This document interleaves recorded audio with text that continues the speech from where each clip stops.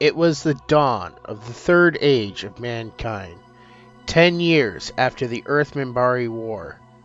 The Babylon Project was our last best hope for peace. A self-contained world 5 miles long, a shining beacon in space, all alone in the night. This is the story of the last of the Babylon stations. The name of the show, Babylon 5.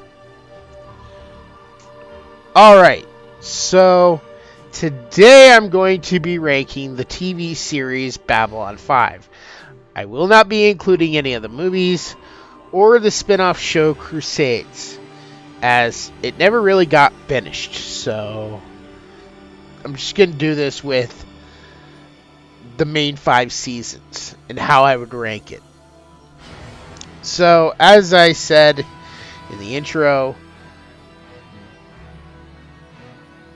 this is a futuristic science fiction story that takes place in Earth's future, very similar to something like Star Trek. But in my opinion, maybe this is because I grew up with this show. I think this show is far superior to most Star Trek. I grew up with Next Gen, but Babylon 5 was more interesting. I grew up with Voyager, and although I really like Voyager, I still would rather watch Babylon 5. It has way more action than any Star Trek, almost on the level of Star Wars. I mean, you have dogfights in space that happen pretty much every week. And no, it wasn't always that. The comedy in Babylon 5 was so much better too. If you have not sat through and watched this show, it's 5 seasons long. I highly recommend it. With that said, there will be spoilers from this point on. So again, if you are interested in sci-fi and you have not watched the original show of Babylon 5, because I hear they're coming out with a reboot, so for anyone who watches this video after the reboot has started, definitely check out the original before that happens.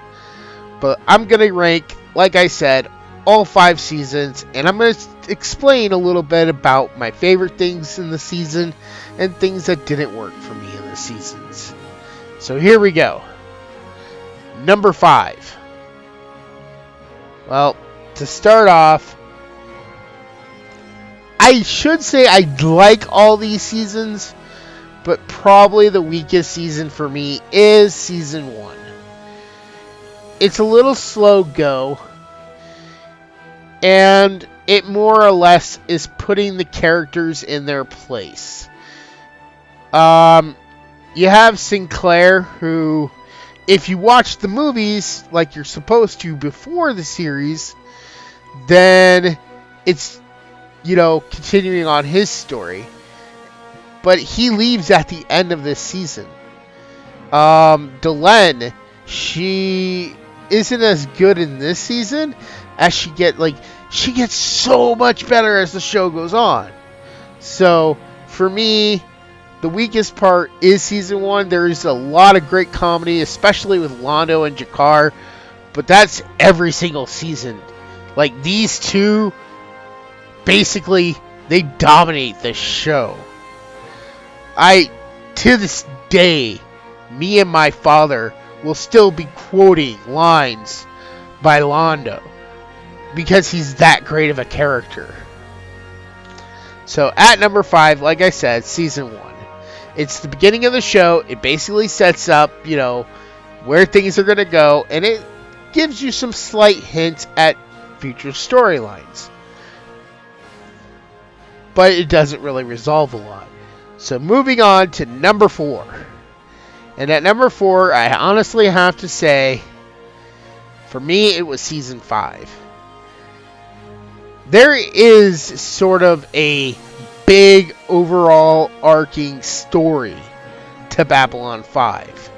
But I don't know, there was this whole thing with the telepaths, and I really didn't care for that as much as I cared for what was told before. what came before. It was okay, but it wasn't great. I didn't really care too much for Byron. We get a little bit more Bester, who is a psychop, like a telepathic cop. We get a little bit more of him, but even he's not as good in Season 5 as he is whenever he made a cameo appearance in the previous seasons. Like I said, he's okay, but he's not great.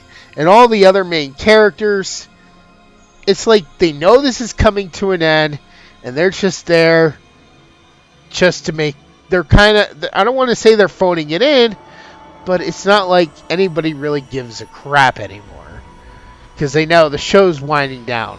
We're telling the side story to side characters you hardly cared about. And the few you do care about, it's like, okay, well, I guess we'll muddle through this.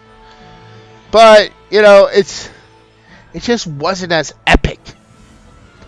So at number 4 is Season 5. Now, moving on to number 3. And for number 3, I honestly have to say, because this is a tough, very tough choice moving forward. Incredibly tough. So at number 3, I'm going to have to go with Season 2.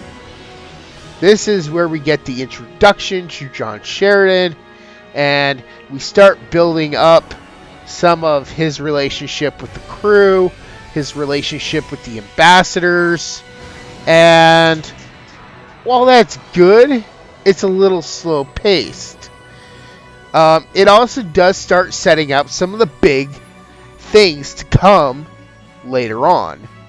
Again, but we've already been setting up some of that, and it just really does dive into it a little deeper. And this relationship between Sheridan and Delenn starts almost immediately, so it's really something to watch for that.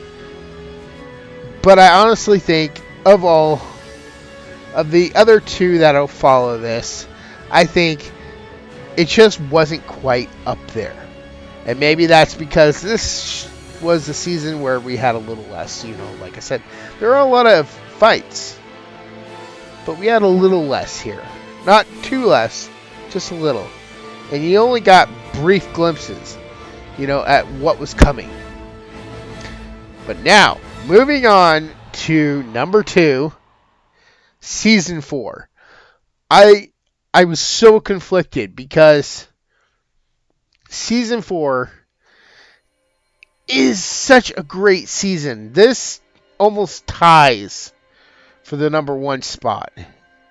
And the reason why is because between Season 3 and between Season 4, it's kind of like 2 seasons that are actually 1 season. Like, they run along the same lines.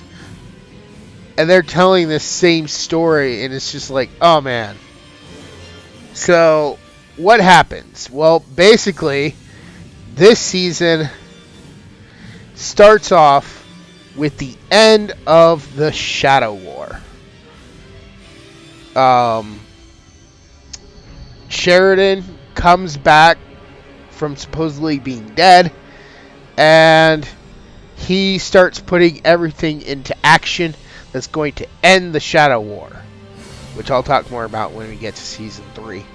But then, almost immediately, like as soon as they win this, Earth starts coming for them. Because back in Season 3, Earth basically, went crazy.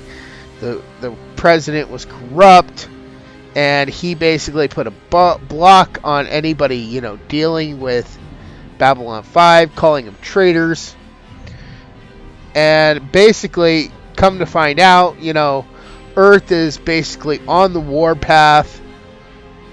And they are attacking allied planets. They are attacking their own planets because their own planets are separating. And they're going in, taking it back by force. And Sheridan says, okay, you know what? No, enough is enough. We're going to go. We're going to help them out. And we're going to start turning this we're going to start a war with Earth. And basically, that's what it comes down to. It comes down to a march across the galaxy to take Earth back from a corrupt government. And that is so good. Also, in this season, you do get some of the best work, some of the best stuff from Jakar and Londo. There's also some other really good characters, and you do lose a few great characters too.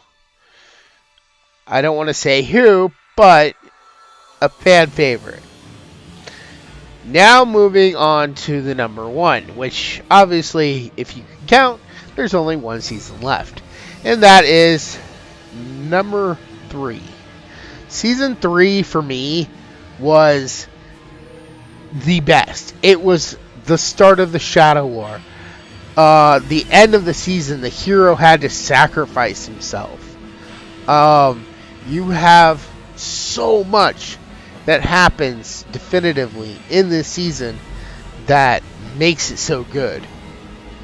And like I said, this is like season 3 was where Londo and Jakar, they had always been a little bit funny, but here their comedy ramps up.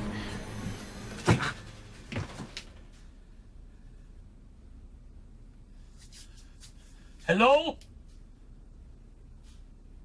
Is there anyone out there? Can anyone hear me?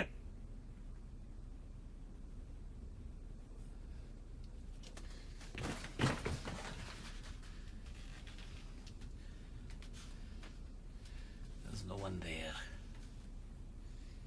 It would appear that we are on our own. I don't know how long I have been unconscious. 2 standard hours. 2 hours? And you have done nothing? I would point out to you that this door is extremely hot. There is a very good chance there is a fire out there. And even if the fire doesn't get in here, the smoke and the heat will eventually make it impossible to breathe. And we will die in here.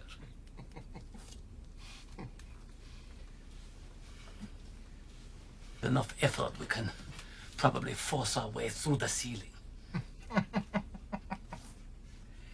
Perhaps I have not made myself sufficiently clear. There is no telling when help will come. Unless we get ourselves out of here on our own, we'll probably die here. So we must work together. No. No.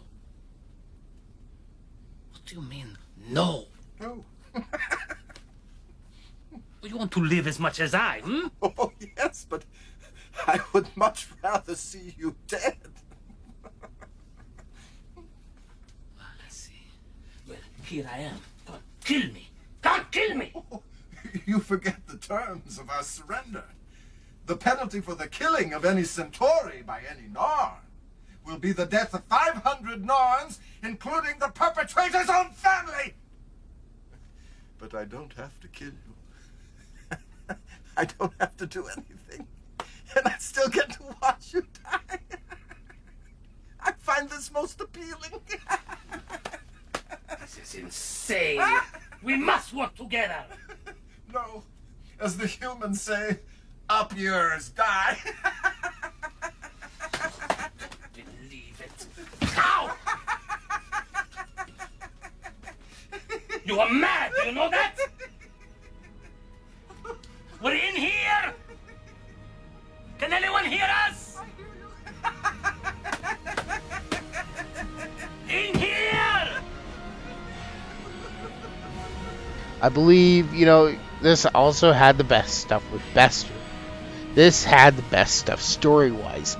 Not only do you have the Shadow War starting, but you got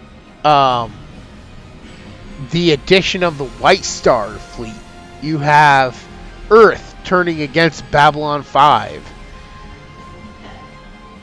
You have the fall of Narn, Jakar's homeworld. And he has to, and that's pretty much, I believe, that's how the season basically starts. You know, is with Jakar seeking refuge with Babylon 5, and it really you see the toll that Londo was under around the end of season 2, and it just drives home as he's going through season 3, and you see the drive that both Londo and Jakar have to go through on their separate journeys. But it ultimately brings them together, I think. When that is what happens through season 4. So, this has been my ranking of the Babylon 5 TV show. If you have watched this show, please feel free to put your ranking down below. I'd love to hear your thoughts. I'd love to hear what you think of each season. Is there something that you think, like a different order? Did the show get better for you as it went? Did it get worse for you? You know, feel free to talk below. This show has been a big inspiration around some of my own storytelling. You know, I put a little bit here, I put a little bit there, and I introduce things a little slow sometimes, and I try to keep things a mystery until the end.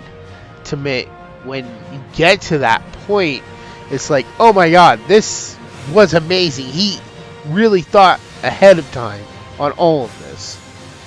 So, if you enjoy this show, like I said, feel free to ask me below if there's anything else, like maybe favorite characters.